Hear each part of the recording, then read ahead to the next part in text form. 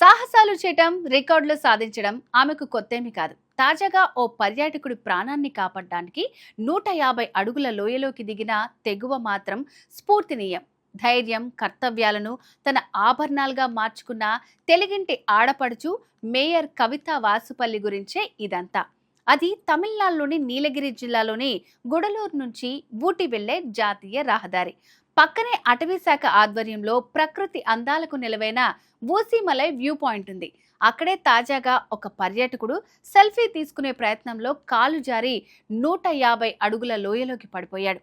అదృష్టవశాత్తు ఫోన్ చేతిలోనే ఉండడంతో పోలీసుల వరకు సమాచారం చేరవేయగలిగాడు. వెంటనే పోలీస్, అటవీ, అగ్నిమాపక సిబ్బంది వచ్చారు.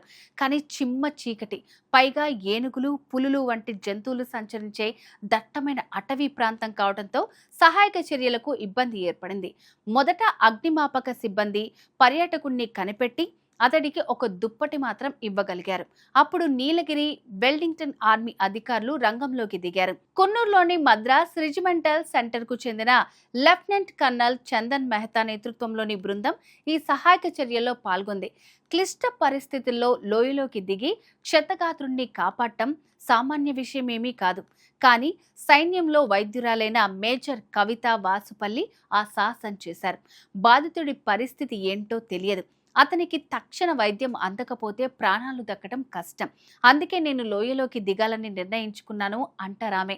2 కొండల మధ్య 70 మీటర్ల పొడవైన టైరోలియన్ టవర్స్ లైన్స్ సైన్యం ఏర్పాటు చేయగా మేజర్ కవిత ప్రాణాలకు తెగించి ఆ లోయలోకి దిగారు. తీవ్ర గాయాలతో ఉన్న శివ గురునాథ్ను అక్కడే ప్రమాద చికిత్స అందించారు. ఆ తర్వాత ఆమె సూచనల మేరకు స్ట్రెచ్చర్ పై బాధితుడిని క్షేమంగా పైకి తీసుకొచ్చారు.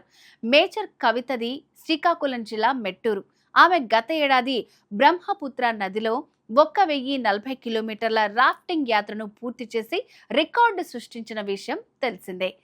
సో మేయర్ కవిత స్టోరీ కూడా చాలా మందికి ఇన్స్పిరేషన్. సో మరి ఈ కథ కూడా మీకు నచ్చింది అనుకుంటున్నాను.